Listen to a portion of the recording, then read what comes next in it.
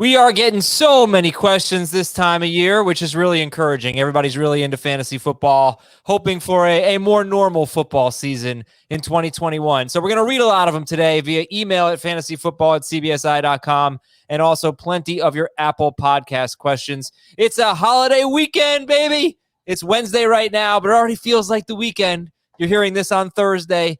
Thanks so much for tuning in and hope you all have a great Memorial Day weekend ahead of you. I'm Adam Azer with Dave Richard and Jamie Eisenberg. Jamie, what's up, man? Ready for some emails? I've spoken to you since, but how was your big hosting gig on Monday? Sorry I didn't get to listen. It was good. It was good. Dave and Heath did the majority of the work as usual, so they made it much easier for me. But I'm trying to find, why can't I find it? The best email we've ever gotten. I already wrote back to him. We have an email from a not just a Hawks fan, but a Hawks employee. I wished him good luck for Wednesday night. I didn't mean it. It was a very insincere wishing of good luck. I wish bad luck for the Hawks on Wednesday night. Of course, you'll know how my Wednesday night was by the time you listen to this show. But yeah, he's a big fan and is going against me right now. And like Jamie's stupid intro on Monday, which is when I heard about the intro, I decided I'm just not going to listen to the show. So, we lost a listener. We have news on Deshaun Watson, Julio Jones update, Tua Tagovailoa, and Jeff Wilson. Jeff Wilson going to miss the start of the regular season, according to NFL Network, with a torn meniscus. What does that mean for the 49ers running backs? Is it time to play Go, man? We'll tell you. But first, we have an email of the day from Daniel from Seattle. And Daniel was pissed off about something, and I like it. I just want to say something, and if it makes the show great, but also just want to say it. Whoever made 4-point per passing touchdown a thing is stupid. Why in the world do leagues do this? If the argument is that they make the quarterback more valuable, well, guess what? In real life, they are more valuable. What's the issue? All quarterbacks are more valuable, so 6-point touchdown leagues elevate quarterbacks. So what?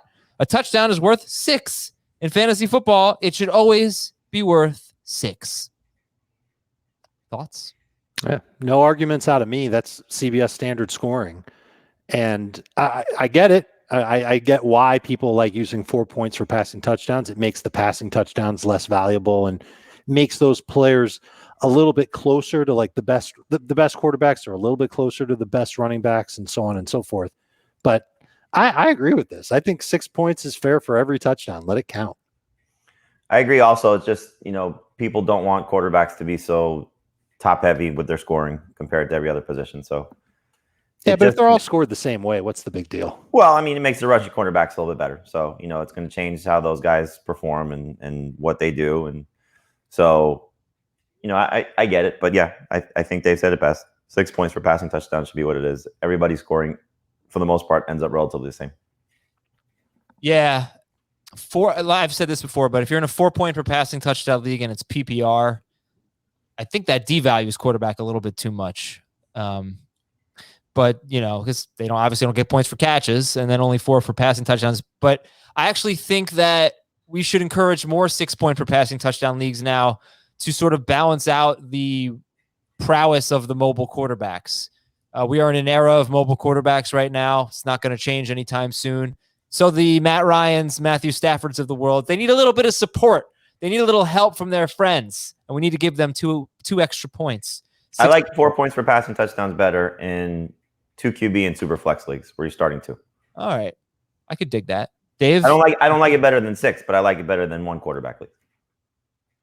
Let me just okay. Let me go ahead, Dave. Do you want to say something? I did not. Okay, so I'm just looking at some scoring here on fftoday.com.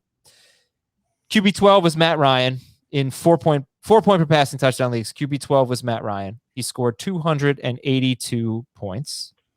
Let's see how many wide receivers in PPR scored 282 points. 4.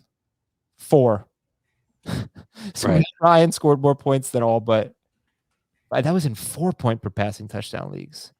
That's it. Let's make quarterback passing touchdowns worth a half point each. Yeah, I guess it doesn't really matter. End this madness. All right. Thank you for the email, Daniel. Appreciate that you're fired up about something. Next week, we're going to be fired up to give you some early, bold predictions. We'll give your ears a break on Monday for Memorial Day. but we will have episodes Tuesday, Wednesday, Thursday, and Friday. Our analysts will each plant their flags with their 2021 bold predictions. That should be a lot of fun. News and notes. Deshaun Watson, he's not going to be deposed until after the Super Bowl. So, Dave, does that give you, oh boy, I don't even want to use the word hope, but more expectation that Deshaun Watson is going to play in 2021? I guess it helps that cause, but the NFL can still do something. They can put him on the commissioner's list, and then he won't be able to play. There's a whole lot left going on here before we can make a determination on whether or not Deshaun Watson will be a part of our silly little fantasy world. Okay. So this is not earth-shattering news right now? I think it's kind of a big deal, isn't it? I mean, going back to the rookie-only draft that we were talking about on Monday's show, and for people that are doing their dynasty drafts in any capacity, or best ball for that matter, it's going to change the value of obviously a few players, Watson included. So if he does play, clearly he's getting drafted later than he would if it was guaranteed to play. And as Heath brought up when we were talking about the ADP value of Brandon Cooks, for example, he said he would have him in his top 15 if we knew Watson was playing. I wouldn't have Cooks that high, but he'd be close to a top 24 receiver for sure. And David Johnson, the backfield, Nico Collins, for example, his value would change, if you're looking at somebody in a rookie-only draft. So it's something you got to keep an eye on, but there are clearly bigger issues than the fantasy value of the Houston Texans when it comes to this situation. Julio Jones, according to Chris Sims, is interested in Tennessee and New England. We have heard those teams as rumored destinations. Brian Flores said that Tua Tagovailoa... Are we on the air, by the way? is a lot more comfortable with the offense this season. And apparently the playbook's changing, and I don't know. Dave, do you care about any of this with Tua? Prove it to me, Tua. Show me in training camp. Let the positive reports out of Davie, Florida flow. That's really what I want to see. He's made the cut as a draftable fantasy quarterback in a one quarterback league. It's going to be with one of your last three picks, as someone you draft, stash, and hope that he can turn it on. I don't like that Will Fuller's not at the voluntary workouts, though. That's a little disappointing. He's got to be there for training camp. That matters a little more. Yeah. Jalen Reagor will play in the slot, he says, in 2021. Every wide receiver will play in the slot in 2021. He's going to be their outside guy, but he's going to line up in the slot. They'll move him around more, so that's encouraging. But, I mean, you look at what the target pecking order is going to be. It's Smith and Goddard. However, it shakes out. Those will be the top two guys. And then at best, Reagor is going to be third, but he's still going to compete with the running backs. He's going to compete with Greg Ward and Travis Fulgham and whatever other wide receivers that they have there. But look, Rager's one of the best late-round targets you can have because he's still a first-round talent. He's going to be in a better situation this year than he was last year. He's not going to be hurt. He's going to have a full offseason. He's going to have a coaching staff that's committed to him. So barring a Julio Jones trade to Philadelphia, Jalen Reagor with one of your double-digit round picks is fantastic. And you can even start to consider him round 8 or later, depending on how receivers go off the board in your league. So let's talk about the 49ers. All right. Buried the lead a little bit, but this is the biggest news right now. Jeff Wilson, torn meniscus. Dave, you upset? Yeah, I am. I like this guy. I think he's a good physical running back. The signing of Gallman, which came out of left field, maybe feels like 2 months ago, maybe it happened. Like now it makes perfect sense why it happened. That's the one that surprises you. It's the drafting the two running backs that's more surprising. It's surprising that they drafted two running backs. But obviously they're stockpiling backs because they figure they're going to, well, now we know why, because they're not going to be with Jeff Wilson for a while, maybe even the whole year. It doesn't really change anything for me as far as Mostert and Sermon go. Does it put Gallman on the radar as a late round pick? Yeah, maybe, especially in deeper leagues. If you want to just have a running back who might play at some point, might have a 3-week window where he's the best running back in San Francisco. You just have to wait for it to happen. You could draft him late if you want to. I'm more excited about Elijah Mitchell than I am about Wayne Gallman. I think Gallman is I don't think what Dave said is incorrect. I think there will be a stretch where Gallman is probably going to be their quote unquote starter, but I'm always looking for upside, and I don't think Gallman has a ton of upside by comparison to somebody with a little younger, fresher legs that has a chance, I think, to maybe impress them. So I would rather take a late round flyer on Elijah Mitchell. I think this does help Mostert and Sermon because now one of the guys they were counting on is out of the way. So Mostert is going to be very undervalued because people are going to overlook him because of the addition of Sermon. Sermon is probably going to be a little overvalued because of he's the guy that you just saw dominate in college and he's the new chance guy to be successful. But there's going to be a lot of bodies here, and so that's the thing you just got to keep an eye on. Like, don't reach for Sermon too soon. Don't overlook Mostert because Mostert's still going to be the starter to open the season.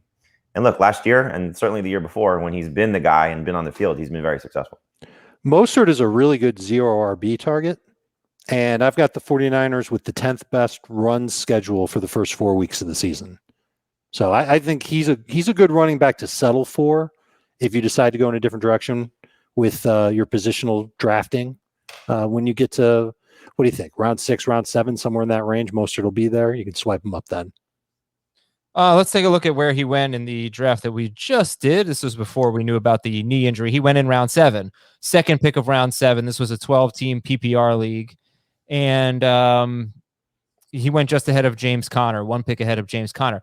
So I don't know that he'll make it there. I mean, he might get pushed up around now, Raheem Mostert. And also, like, we don't know how long. I don't know if you guys said this, but we don't know how long Wilson's going to be out. It could be out a week. I mean, torn meniscus is not a super serious injury. Well, he's having surgery though on it, so that's the concern. Okay. Yeah, he's going to start the year on the PUP list. That would make the most sense, and they might not take him off of it. You can't draft him. That's for sure. We're not talking about a superstar here. We're talking about a guy that has a chance to be a significant contributor for their team if he's healthy. But clearly, they told you what they think of their guys, including Mostert. I don't bringing in Gallman, but I don't know. I mean, these guys are not super investments here. They just Mostert. They did not need Sermon, and they spent a 3rd-round pick on him. And again, you have to put in relative terms where running backs are going in the draft. But that's the only one that they made any serious investment in. Right, but they're bringing in guys. That's the problem, is they're bringing in guys. Now, maybe they knew that Wilson had this injury and they were waiting to find out surgery implications. We don't know. They didn't have to report it at all. There's no injury report to have to, adhere to. So they could have known that he was hurt when they signed Gallman. They could have known that he was hurt when they went into the NFL draft. Mostert is probably gone at the end of the season. So, they're looking long-term as well. But I think they told you what they think of the guys there by spending 2 draft picks on a position that's something for them that they not typically need to do. Restocking. They're doing what I did in our dynasty draft. But you look at the history of Mike Shanahan and Kyle Shanahan as well. They take guys off scrap heaps. Okay, but they also, Kyle Shanahan is always talking about having 3 or 4 running backs. So it's not surprising that they want a lot of running backs on their team. Can any of them really challenge Raheem Mostert? I mean, Mostert is a really great running back, I think. Maybe he's great. Of course they could challenge Raheem Mostert. Jeff Wilson was going to challenge Raheem Mostert. Yeah, but Mostert's better. I mean, Mostert, I don't know why he doesn't get the due that he should. I just got finished saying that. I'm in total agreement with you. But so I don't think a 6th-round pick Elijah Mitchell is a challenge for him. I don't think Wayne. No. They're not challenges to Mostert being the lead guy. They're challenges to Mostert being the full-time guy for what we think of. There is no full-time guy. Right. There might be a primary guy, but they're going to use multiple guys every week. That's also what the Shanahans tend to do, unless they just fall into Terrell Davis. You know what I mean? Where an Arian Foster, a guy that they found off the scrap. There you go. Right. So maybe Sermon is that guy. Maybe Mitchell's that guy. Remember, Mostert was that guy once upon a time. He was cut off of 27 different practice squads before he got the chance with the Niners. He was. Okay, that's it for the news and notes. We got plenty of your Apple Podcast questions and your emails. Let's get started right now with Apple Podcasts from Hagens39. Hey, Pete, Kevin, Ruxin, Andre, and Taco. That would be the league. I play in a 10-team keeper league. I need help deciding between 5 players. Let's see, how many does he need? He needs a 3rd. You say need or league? He leagues. I'm going to just say league all the time. All right, so it's 10 teams, and he's keeping Derrick Henry and Christian McCaffrey league. So he needs help deciding on his 3rd keeper. Is it going to be Cam Akers, Jonathan Taylor? Oh, God. Or George Kittle league? Like Little League. So who would you keep? Akers, Taylor, and Kittle. He's already keeping Henry and McCaffrey. Taylor. Same. Okay. Would you consider keeping Akers and Taylor and McCaffrey, throwing back Henry with the idea that you can keep that core of running backs year after year after year. No. All right. Yeah. Maybe more so in a deeper league, 10-team league. Probably just go with the best. Get the studs. Board, right? All right. Just laying it out there. Yeah. Playing devil's advocate. It's cool. Either of the guys that you throw back is getting drafted in the first round, so it doesn't matter. You know, it's Yeah. Right. So, but if you can keep Akers and Taylor forever and ever and ever, I don't know. That sounds pretty good to me. They're young. They're strong. They're going to be good. What you would do, Dave? Is that what you would do? You would throw back Derrick Henry? I was just playing devil's advocate. Okay. It's up there with Monopoly, my favorite games to play.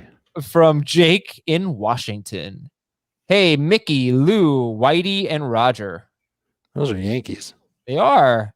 Dynasty question. If I'm sure I'll land Kyle Pitts in the rookie draft, do I look to sell Travis Kelce or keep the known points? It's a 10-team PPR dynasty league. You can take offers on Kelce. I wouldn't give him away just because you're going to get Pitts. what spot does he have in the rookie draft? He's going to get Pitts. That's all I know. So it's probably top 3 picks. So it's a matter of, is he picking third and he knows that it's going to be Chase and Harris first, or is he taking Pitts over Harris? Yeah, you should shop Kelce, but you got to get superstar in return. Okay, from Rob S. Would love to hear you guys talk about the draft strategy for a 12-team, full PPR, 2-quarterback league. How does the added quarterback change your overall draft strategy? When are you looking to pick up your first quarterback? How many do you draft and when? I figure you need at least 3 quarterbacks. Well, this is convenient because we are in one of these leagues every year. 12 teams, full PPR, 2 quarterbacks, Dave. And you've got to prioritize quarterback a lot more than you would in a 1-quarterback draft. I like to try and get at least 1 quarterback with one of my first 2 picks, 2 quarterbacks with my first 4 picks, and 3 quarterbacks with my first 7 or 8 picks. I'd read the board. You know, if it's the first time you're doing it, if there's going to be an early run and people panic, let them panic. You know, if you can get one of the top 6 quarterbacks, that's great, especially if you're picking toward the back end of the first round. But keep in mind that they're going to get a lot of star players get pushed down, and you don't want to, you know, reach for a quarterback just because you think you have to get, you know, the 7th or 8th best quarterback on a lot of people's draft boards, which is going to be guys like Aaron Rodgers or, you know, Jalen Hurts or one of those guys, Russell Wilson. They're very good, clearly, but, you know, they're not the elite of the elite based on what most people think coming into the season. Now, that doesn't mean they're going to be, but that's the expectation. So I wouldn't, let's say, pass up Alvin Kamara to take Aaron Rodgers. I'd rather have Kamara, you know, if you're picking at the back end of round 1. But it's not a bad idea to try and get 2 top 15 quarterbacks if you can, and then try and get 3 top 20 guys. But read the board, see how it goes. For what it's worth, Ben Gretsch won the league last year with Kyler Murray and Russell Wilson. Yeah, and Heath once won the league with Matthew Stafford, and I think it might have been... It was another bum. Yeah, it was... Not that Stafford's a bum. You know what I mean? Like a non... It was a top 15 caliber quarterback. Right. Situation.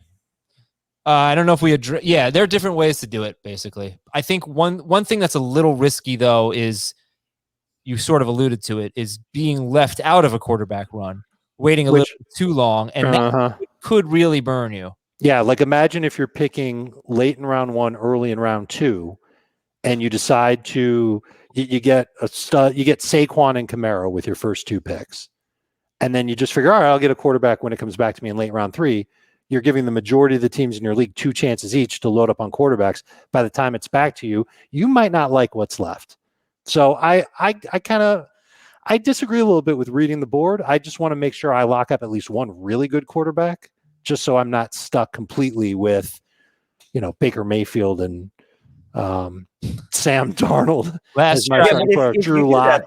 If you do that, though, you have to be creative. You have to be aggressive with some of the risks that you take on the guys that you're taking as your 3rd quarterback, or in some cases your 2nd and your 3rd quarterback. And so, I mean, you look at the top 10 guys from last year. Rodgers wasn't ranked as a top 12 guy. He was just outside that. Oh yeah, there's quarterbacks every year. Yeah. So, you know, Justin Herbert finished as a top 10 guy. He wasn't ranked at all. Right. Joe Burrow wasn't ranked as a top 12 guy, or barely the case. You know, so there are guys that you can find.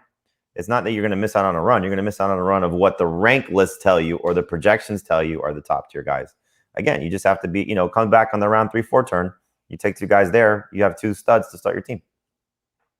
Maybe. Yeah, last year I had Goff and Mayfield, and I was actually pretty happy with that. I thought they'd both be kind of borderline top 12-y, and they were not. So, it's like any other league. Your strategy could just not work, and that happens. You mean the secret to fantasy football is drafting good players? Well, I mean, there are surprises all the time, is what I'm saying. The problem is there's no depth. There's no backups on the waiver wire. You also don't want to. I don't know how many situations there will be like this, but you don't want to put too much stock in a quarterback that could lose his job. Well, that's why you take the two guys. Like if you're going to draft, you don't necessarily say I have to only draft three. Like if you're taking your third quarterback, it could be Garoppolo and Lance. It could be Fields and Dalton. Sure. I mean, you cover How yourself. about Hill and Winston? Yeah, that's great. So that's worth doing. All right, next up we've got a question. No name here. Bob. Who? It's Bob. Bob. Okay. I recognize the handwriting. Spell it backwards. Hey, Jave, Damie, Beeth, and Haddam. Keeper League, half PPR, 12 teams. Keep 2 for 2 years. That's funny that your name is that because it's from a line from your favorite movies. Haddam. Haddam at hello. That's pretty good. That's pretty good. Keeper League. Okay, so keep 2 for 2 years. Jonathan Taylor in the 3rd, Swift in the 5th, Diggs in the 6th, Robinson in the 16th, and I picked 12th. We'll get to this second question in a bit. But I assume it's James, but it's not Allen, right? Robinson. Actually, it probably is James. I was thinking Allen, and that was a definite, but you're right. It's probably James. So that means we have Taylor in the 3rd, Swift in the 5th, Diggs in the 6th, James Robinson in the 16th. Pick 2. Is it kind of amazing how many people have Taylor Swift on their rosters? It does seem to happen. I keep getting that. I would probably keep Swift and Diggs. I will keep Taylor and Swift. Taylor and Swift, Taylor and Diggs. Okay. That combo will be trouble for the rest of your fantasy league. And I picked 12th. Would it be dumb to take Najee Harris at the 2-3 turn? Is that what he said? No, he's saying to take him at 13th overall. Yeah, that's actually 2.1, not 13. Right. No. I've warmed up to him. His schedule, like on top of all the other good stuff going on about Najee Harris, as far as like pedigree, talent, workload, his schedule's great. He's really not there if there's 36 players off the board in your league. Yeah, right. So like all the more reason to take him then. Plus, there's keeper potential for him in case Taylor or Swift don't meet your expectations. But I'm now on board of Najee Harris being worthy of a late first round pick in a regular fantasy league. So certainly 13th overall in this type of league. If he's there, take him. We're never ever getting back together. From Mike James 6, I had to get in on it. Mike James 602 says, "Hey Michael, Scotty, Dennis, and Tony, the best, the Bulls. I need help with a 12-team league, 1 quarterback, 2 flex. Need to keep 4 total. First 3 rounds, I can keep 3 for the next 3 years." Well, okay, wait, what? You weren't laughing when the Bulls were breaking the Knicks' hearts in the 90s. I think I saw today that 20 years ago was the Scottie Pippen dunk on you. That was amazing. Oh, couldn't be. Oh, maybe it's 30 years ago. It couldn't be 20 years. It had to be 30 years. Yeah. That sounds close to right. I was barely even existing at that point. I need help with a 12-team league, 1 quarterback, 2 flex. I need to keep 4 total. The first 3 rounds, I can keep 3 for the next 3 years. Okay, that's just a lot of numbers. A lot of threes. Players are, like Tony Kukoc, players are CEH, Miles Sanders, Tyreek Hill, or Keenan Allen. So pick 3 of those to keep for 3 years. Edwards-Helaire, Miles Sanders, Tyreek Hill, Keenan Allen. Am I locked into keeping them for 3 years? Or can I bump them after 1 year if they suck? I think you're probably allowed to keep them out for 3 years. Okay, so up to 3 years. It's the first 3. It's the two Chiefs for sure. And Sanders. The last one is a tough one.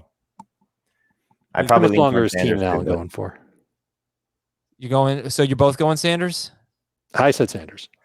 Yeah, it's close because I mean, look, Sanders is obviously this is a prove it year because he was good as a rookie, he was bad as a sophomore, and they brought in a lot of bodies again.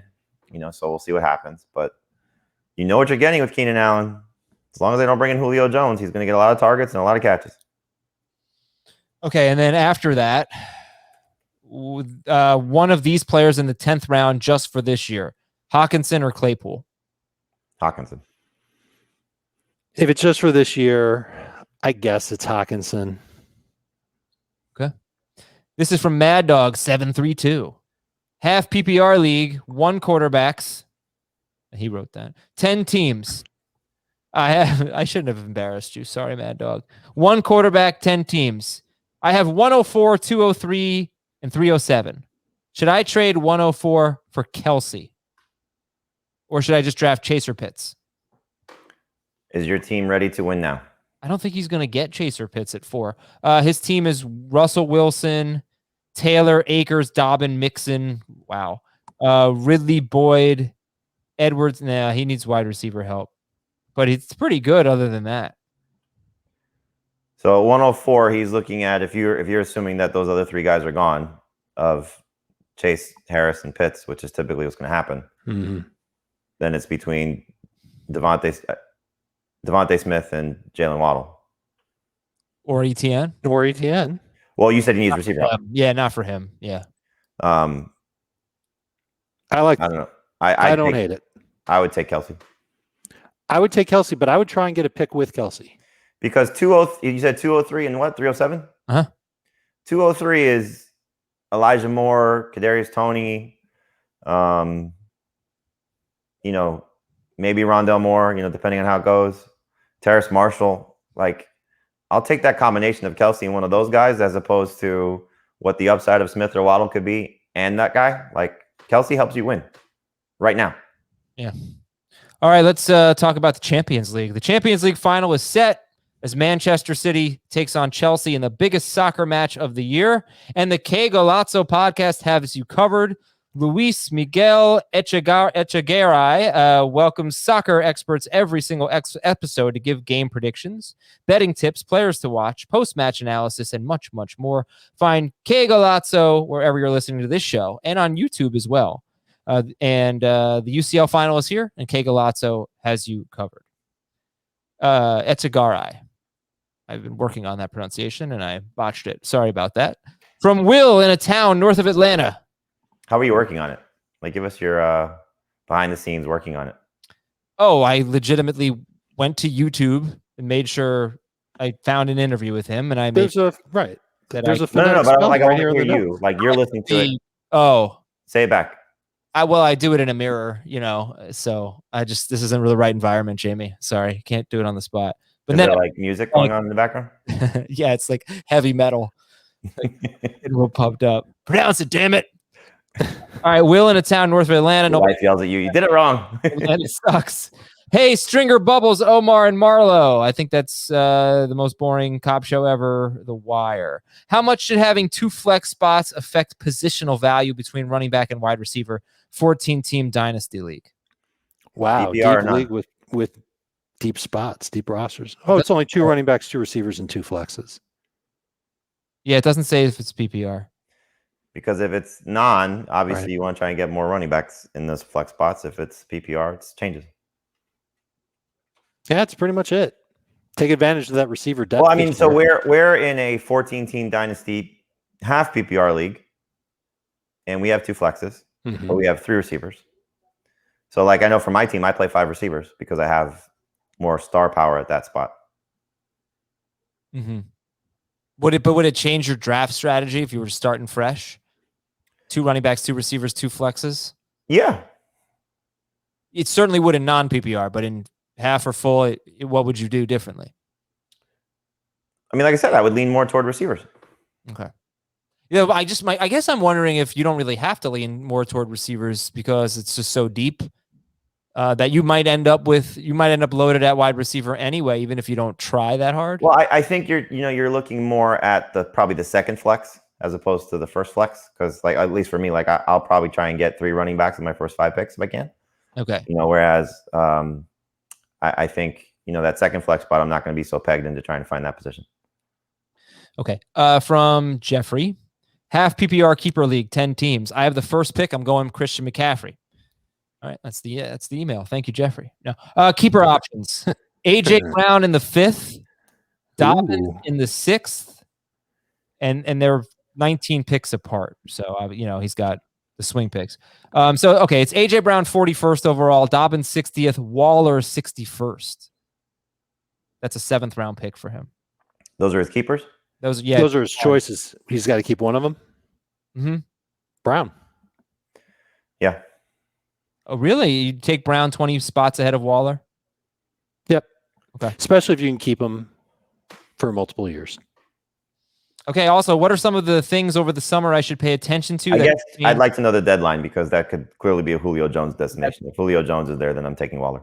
Second part of the question. What are some things I should pay attention to that could change or affect my decision? Obviously, a Julio Jones trade. I'm not sure if Stranger Things season 4 is coming out this summer. We should pay attention to that. That's cool. It's a good call. And still, you guys got to watch Mayor of Easttown. I thought the finale was last week, but I was wrong. It's this week, which was a nice bonus. Wait. You've been watching a show. You didn't know that it was over. I thought there was one episode left, and I was told by Twitter that there were 2. But did you watch it already? Yeah. So you watched the show. I knew going in. I thought on Sunday afternoon, I'm getting ready for the finale. And Twitter's like, no, you idiot. There are 2 left. Oh, okay. Yeah. Sunday was a great day. Alf878. Stupid Knicks. 2 players who intrigue and terrify me for 2021 are Barkley and Zeke. I expect both to be available in the late first round in most redraft home leagues. Who's the better choice and more likely to return to previous glory? I'll go with Barkley. Barkley and who? Zeke. Barkley. You got to go a little bit youth. Hopefully that helps. Yeah. Young people are just better. Like if you're listening to a podcast, listen to the younger person. Ben Tracker. From Brennan in Grand Rapids, Michigan. I have 104, 209, 210, and 304. In a 10-team PPR Dynasty League, I also have Kelsey. Sounds familiar. The possibilities for 104. The guy making the trade. We need to hook these 2 people up. The possibilities for 104 are Chase, ETN, or Pitts. Should I take ETN, Pitts, or Chase, depending on who's there? Who are the guys going in the top 3?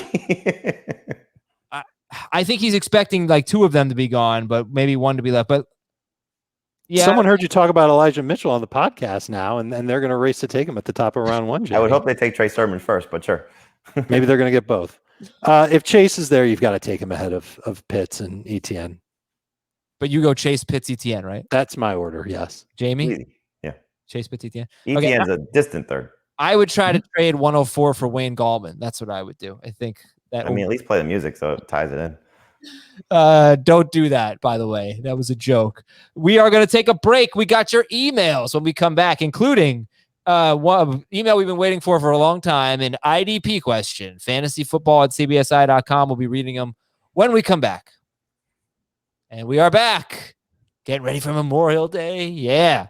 It's barbecue. Going to rain all weekend up here in New York. That's kind of a bummer. Hope everybody has great weather, great holiday. And remember, we got bold predictions for you next week, Tuesday through Friday. So let's get started with Tim from Blackhawk, Colorado. He says, Dear Jim, James, and Jimothy. Is that a thing? Must be. I don't know what, but there it is. As someone who gets asked, is my real name James? I've never heard Jimothy before. I believe it's from The Office. Huh. I don't remember that. Jim, James, Jimothy. Jamie, you like to use Office memes without ever seeing the show. Is that from The Office? For sure.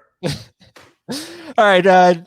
The question from Tim, with Julio Jones's impending departure from the Falcons. Wow, everybody's pretty convinced. I guess I know why. Yeah, I guess they should be. There doesn't seem to be a lot of buzz about a bump for Russell Gage. I hear Matthew Stafford's leaving the Lions. Do you see Russell Gage as a more appealing late round target over other second fiddle wide receivers like Josh Reynolds or Darnell Mooney? Does Gage deserve top 60 wide receiver consideration? In a PPR league, like maybe right around 60. He's in the mix with those guys. I'd rather have Mooney and Reynolds, unless, of course, Julio is going to the Titans. But, Gage showed flashes last year. He seemed to be better when everybody was there as opposed to when Julio was out. But now you're also factoring in new coach, new weapon in Kyle Pitts. Maybe an upgraded running game just because of Arthur Smith, and maybe Mike Davis just being better than Todd Gurley. So there are things that are changing. You can't exactly peg it to the same year over year because there's so much difference. But I mean, Russell Gage now, as we talked on F15.5, Adam, he's somebody that you got to consider if you're doing any best ball drafts right now. He's worth it in those leagues. He's going to be worth a late round pick in PPR. He's one of those reliable short area targets that Ryan will lean on, and what this offense will be predicated on when they're not running the football or trying to just get it into Kyle Pitts' hands.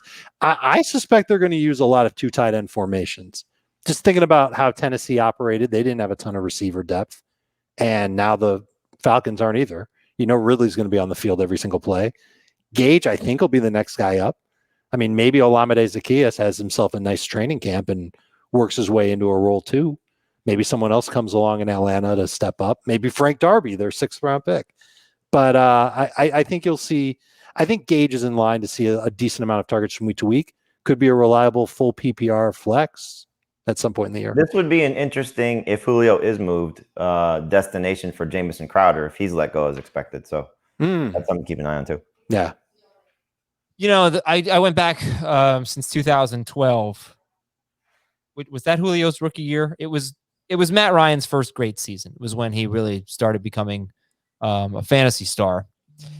This is a team that very, very often had one great receiver and not much else. But usually I would say expectations for the number 2 receiver when it wasn't Roddy White or Calvin Ridley was about 850 yards, something like that. And the touchdowns were always, he's kind of a guy who spread touchdowns around to a lot of different players. I mean, he loves his tight ends. I mean, he's always, for the most part, had a good one. Yeah. So in the last 9 seasons, they've had a number 2 receiver reach 900 yards only twice. And that's not a wide receiver. But look, the question wasn't Russell Gage superstar. The question was Russell Gage, Josh Reynolds, Darnell Mooney. That's the area he would belong. Well, how would you rank them? Like I said, he'd be 3rd for me unless Julio's in Tennessee. I didn't hear you say that. I'm sorry. I'll go Mooney, Gage, Reynolds. Okay. All right then. And let's see. Let's get back to the emails. That was a good question. Thank you. Thank you to Tim. This is from Bob. Dear Alex, Neil, and Getty, will you please have a show that focuses on IDP? So we will have an IDP show closer to draft season. It's not a super popular format, so I don't want to dedicate an entire episode to it. But is there anything you guys would like to say about IDP leagues? And I've been looking at a lot of the rookies just based on our rookie draft because it's also an IDP league as well. So like I had a tough call as the 3rd linebacker off the board, I guess it was. Collins? Between Zaven Collins and I'm never going to say his name right, but JOK from the Browns. So I went with Collins, and I know that's probably going to torment me for years because if JOK is better, he was the next linebacker off the board. But Davis from Washington and Micah Parsons, not in that order. Parsons was 1, Davis was 2. Those were the first 2 IDP players taken in our rookie-only IDP draft, factoring in the other guys as well, the offensive players as well. So looking at those guys, Kwity Paye to me was the best defensive lineman, at least my opinion. But there's a handful of guys there. And then, the safeties are going to be interesting if you're looking at that route, looking at those guys. But there's a lot of good corners coming into the league too. I think that's just a rookie take on it. But right. The position that I think is the hardest to find a standout, I'm sure you guys would agree, is defensive line. Mm-hmm. So if you're in an IDP league and you can find an elite defensive lineman, I'm more likely to reach a defensive line because especially a defensive back, I mean, you will get a safety or 2 that is really exciting, but for the most part, that's a pretty interchangeable position. Now, the only IDP league that I'm in is the one I'm in with you guys, which is we start like 9 defensive players. It's wild. So they're not really that important to me. There's so much scoring in that league that one player isn't going to make a huge difference. You got a full offensive lineup plus 9 IDPs. But defensive line, like Aaron Donald is a player that I seek out. I really want to get him. And it's like the tight end of IDPs. It's true. And, it's Donald, it's Garrett, it's Chase Young, it's the Bosas and TJ Watt. Like that's the upper echelon of guys you're looking for. But if you're looking for a defensive lineman and you can't get your hands on an obvious stud, you're looking for one of those defensive linemen that actually plays linebacker. They're more of like edge players, so they have a chance to get you a few more tackles. And speaking of that, you should also know what your IDP rules are, because there's no uniform IDP scoring system like there kind of is for fantasy, for typical fantasy, I should say. Some of them don't even give you points for tackles. In those leagues, that it really dramatically changes how you view everybody. It also makes it more of a crapshoot. Right. And you're looking for middle linebackers too. Guys are going to rack up tackles if you are in those leagues. If tackles do count, yeah. Safeties too. But those guys that are edge rushers, are they usually eligible at linebacker, or are they eligible? It depends on where you play and what they're listed at. Very important thing. It is. On some places and with some players on CBS, you can start them as defensive linemen or linebackers. So like Chandler Jones a few years ago was a big contentious one, because I think the Cardinals list him as a linebacker, and you're not going to love him at linebacker because he's not going to get those tackle totals that you look for. But the sacks are going to be amazing for him. I feel like so who was a guy last year? Because they all got hurt. Who was like a edge rusher? I'm trying to find just where they edge rusher. I mean, TJ Watt was the best. Where is he? TJ Watt. Okay. He plays for the Steelers. Yeah. So we had him. He's linebacker eligible in our league, and he scored 116 points in our scoring, which is going to be so different depending on your league. So where would he have ranked among defensive line? Oh my gosh, he clobbered every defensive lineman. Right. The highest scoring defensive linemen in our league were Garrett and Chase Young and Aaron Donald, and they were between 93 and 99 points. So Watt was like 18 points better than Garrett or whatever he was. I already forgot how many he scored. But at linebacker, where was Watt? Probably still pretty high. No, not really. Right. No, like he's not even a must roster. He's probably 20th or so among linebackers. So it just makes a huge difference. You get a player like him and you can play him at defensive line. Might be the first IDP. You want those guys as defensive lineman eligible. Exactly, but if TJ Watt is not defensive line eligible. No, it's why like Von Miller, for example, is not the best IDP guy, because he's always been labeled as a linebacker. And what we typically do is we go by the team designation, which is through Elias. And that's why we get, hey, why is this player not listed at this particular spot? Well, we don't control that. But some teams list both positions for a player. Yes. He's a lineman and a linebacker. Or they list him as an edge, in which case we give him both too.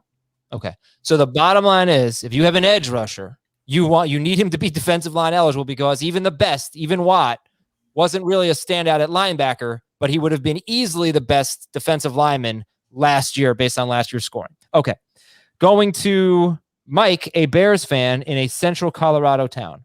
Poor guy. From Aurora. Colorado. Oh, Aurora. Okay, sorry. Hey, John, Tim, Peyton, Drew/Teddy, and Aaron. Broncos quarterbacks? Yeah. Wishful thinking there. I'm in a 1 QB, 12 team standard scoring dynasty league. I have DK Metcalf. Would it be worth trading him and 2.8 in the rookie draft for AJ Brown? Yes. Again, barring Julio Jones. I guess, yeah, I think so. I think Brown would go off the board ahead of Metcalf in a startup, and you're only giving up a 2.8 to make that move. I did a comparison of the two of them.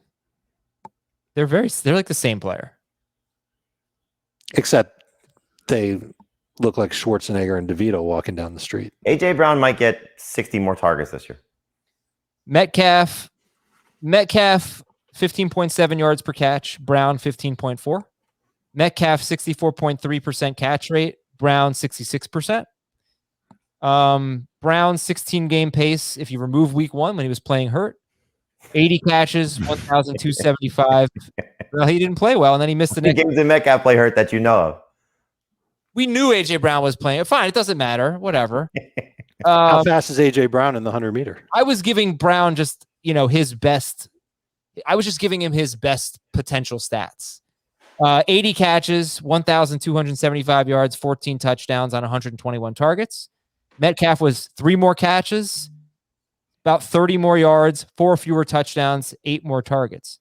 They're the same player. What's your threshold of what the injury is that a player has to be dealing with to play in a game? That Sure. You move their stats. Sure. Well, like usually less than 50% of the snaps, but for Brown, it was he came into the game banged up, and even you were like, I wonder if he was healthy because he didn't play very well, and then he sat I'm not discounting their play. I'm talking about you removing their stats from their game logs. 50% of the snaps is 50% of snaps. So if a player has diarrhea, yeah, they hurt even though they play 49% of the snaps.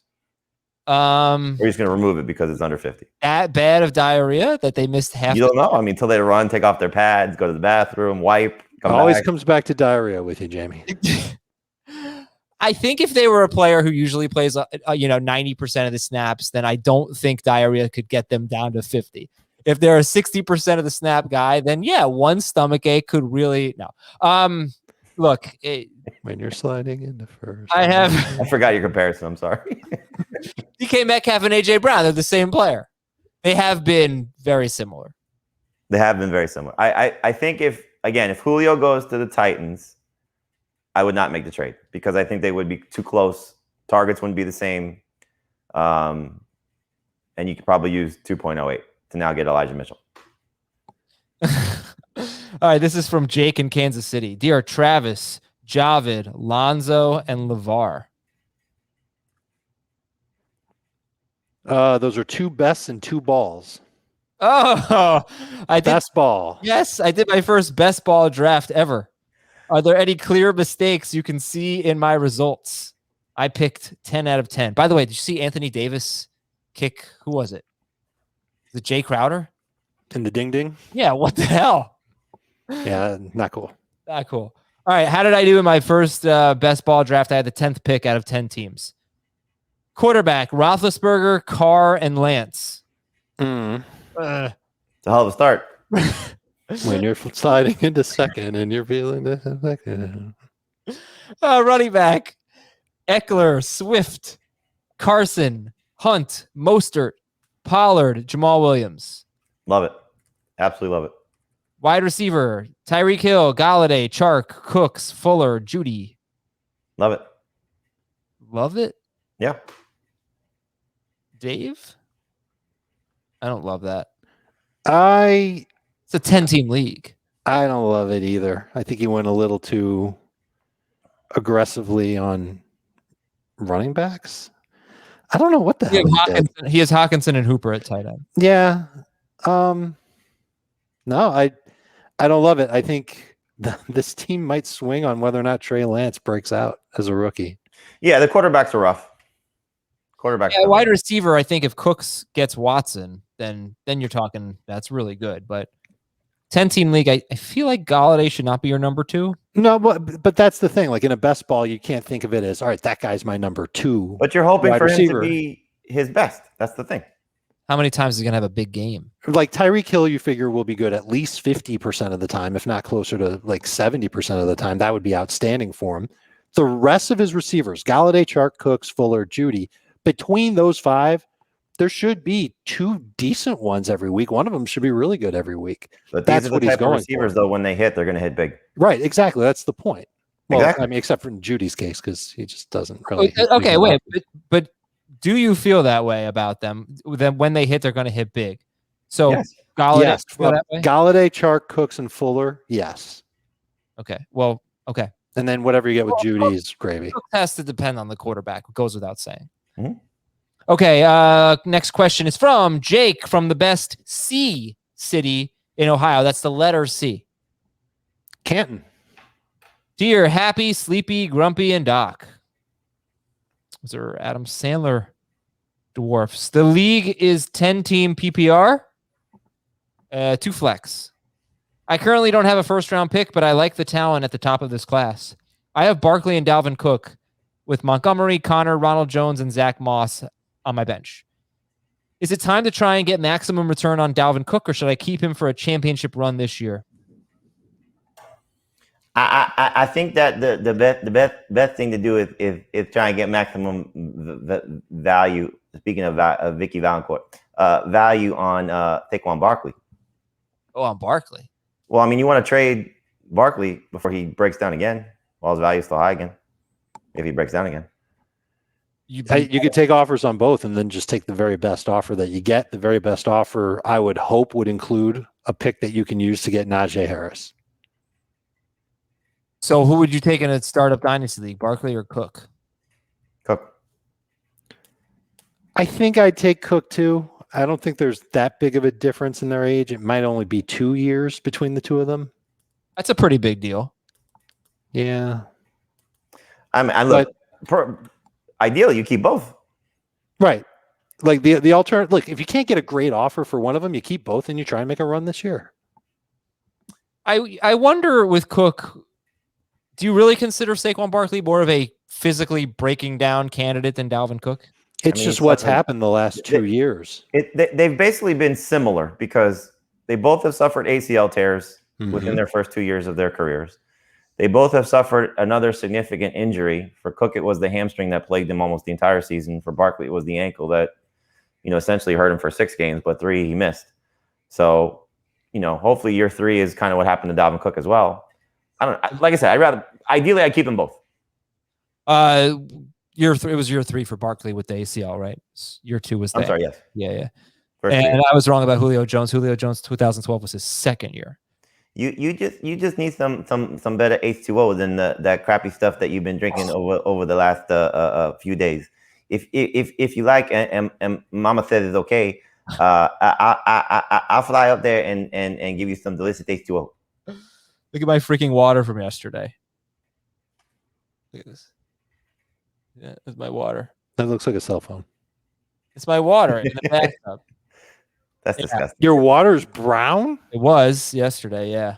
This show's turning into fantasy diarrhea today. Hey, I had to wash my hands with bottled water, and it sucked. But we eventually came back, thankfully. It sounds like you should probably upgrade your H2O. Yeah, I need the water boy. All right, Adam from Vancouver. I recently acquired Joe Burrow for a 2023 first and second. Obviously, I have no problem having both Wilson and Burrow on my team, especially with Burrow coming off surgery. That said, should I explore a Wilson trade, and what should I ask for in return? I'm weak at tight end and maybe running back depth, and I have no rookie or free agent first-round picks for the next 3 years. You're the Rams. Yeah, so would you trade? I think you should trade Wilson. You need some capital. Yeah, but I don't know what you're getting. You think you're going to get a 2023 first-round pick for Russell Wilson in this quarterback economy? 2023, you might be able to, but you're talking to a team that's obviously ready to win now that doesn't have a quarterback. And how many of those teams are there out there? Yeah, the only time you can do that is when there's a star quarterback that gets hurt, and you can say, all right, I've got a quarterback to replace the guy that just got hurt for you. Here's the cost. Can you get Elijah Mitchell for Wilson? Probably. Yes. Or Gallman? You probably pull it off. You can probably get both Mitchell and Gallman. It's a lot to give up for Joe Burrow. All right, from Nick. I run a very competitive 12-team fantasy league. We're going to move from full PPR to half PPR. How do I use the trade evaluator for evaluating a trade when the only thing that you guys have listed is non-PPR and full PPR? I usually recommend people average the two numbers between non-PPR and PPR. Sometimes it's the same number, especially for players that don't get a lot of catches. Otherwise, you can just veer toward PPR, and it should be okay. You'll still get the same idea of what a trade's fair, what kind of trade is fair. This one is from a fun guy. Dear Sam, Sylvester, Claude, and Elmer. Looney Tunes?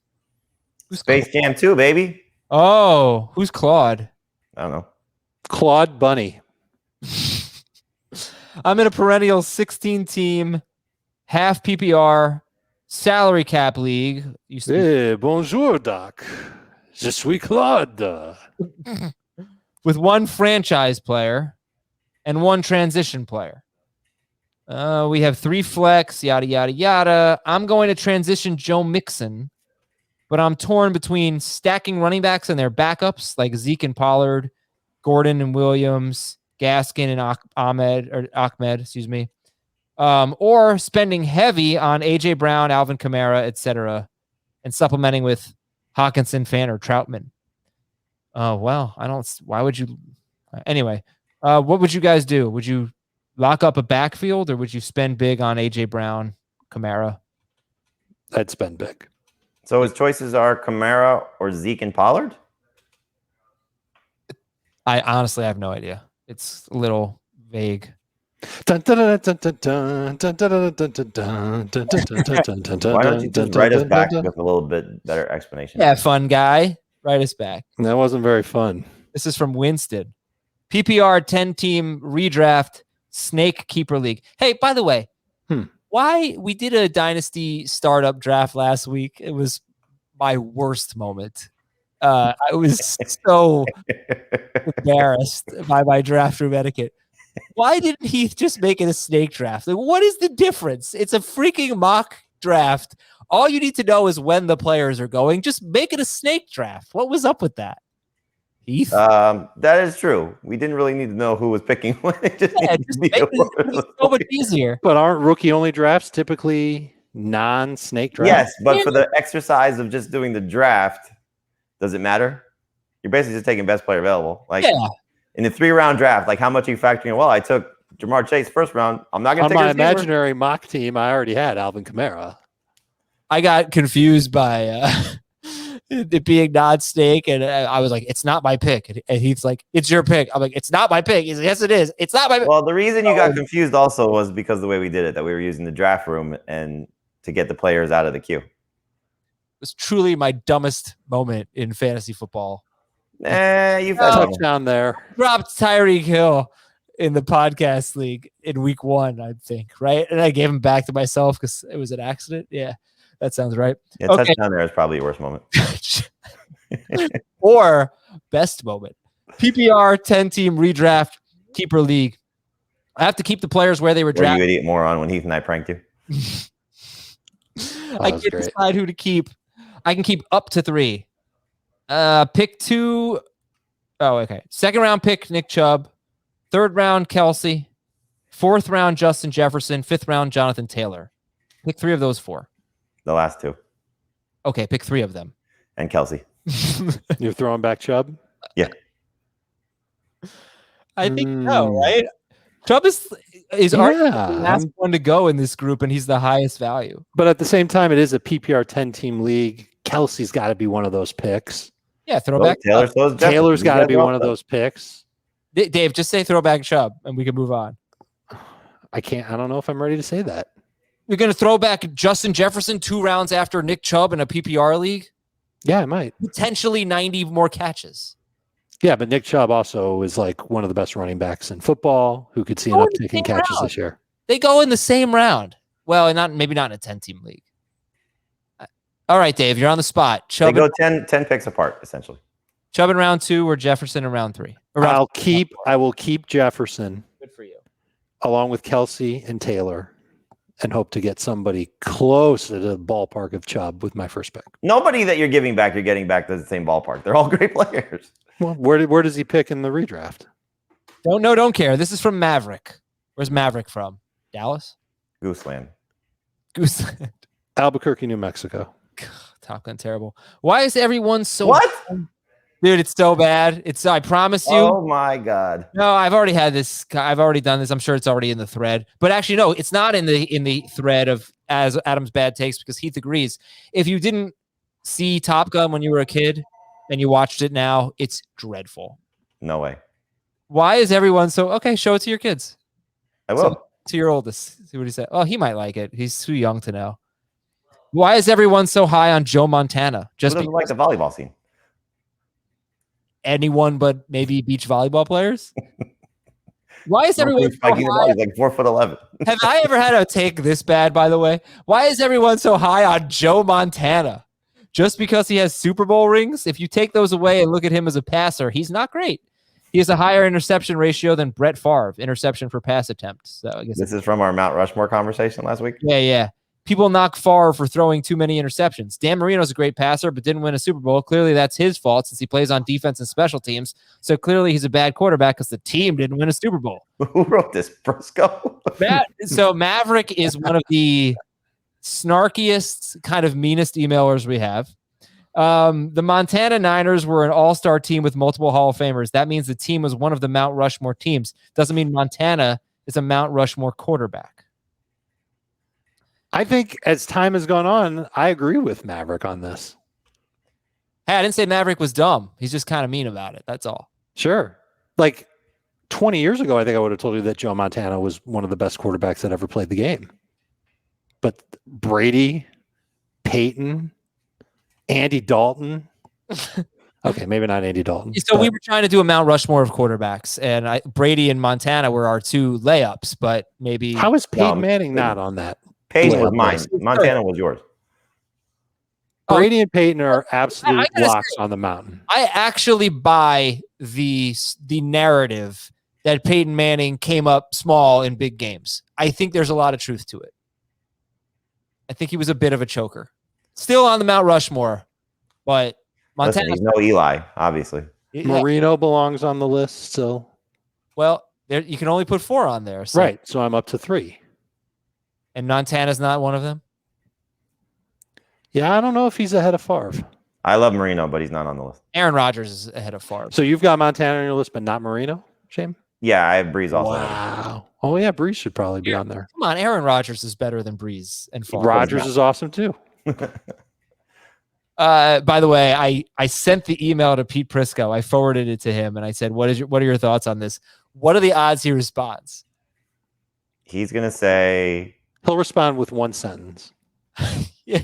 He's going to say his Mount Rushmore. I think we've had this conversation. His Mount Rushmore is Brady, Peyton. Marino's going to be on his Mount Rushmore. Marino, and Sammy Ball. Because he's old. Johnny Unitas. Sid Luckman. What about Russell? Moses? He was a big fan of Moses. Tebow. He loves Tebow. Oh, Tebow. Okay. Russell Wilson will be. We had a conversation the day that Tebow signed. Pete is not the most active person on Twitter. He tweeted 50 times in like 2 hours. This man, when Tebow signed. Well, I'm sure he wasn't thrilled about it. I think one of his tweets said, "I'm a good locker room guy. Should I get a contract?" He is a pretty good locker room guy. He is. Like, Absolutely. you love being around Pete Prisco. You know, green room before you go on the air is nothing but fun with Pete. Okay, everybody. Thanks so much for your emails and for your Apple Podcast questions. This was great. We have bold predictions for you. We'll be back on Tuesday. If you're dying for some fantasy football content, check out Fantasy Football Today in 5. We have some fresh episodes there. Jamie and Dave, thanks for hanging out and doing this mailbag. And again, enjoy your holiday weekend. We'll talk to you Tuesday. That's all, folks.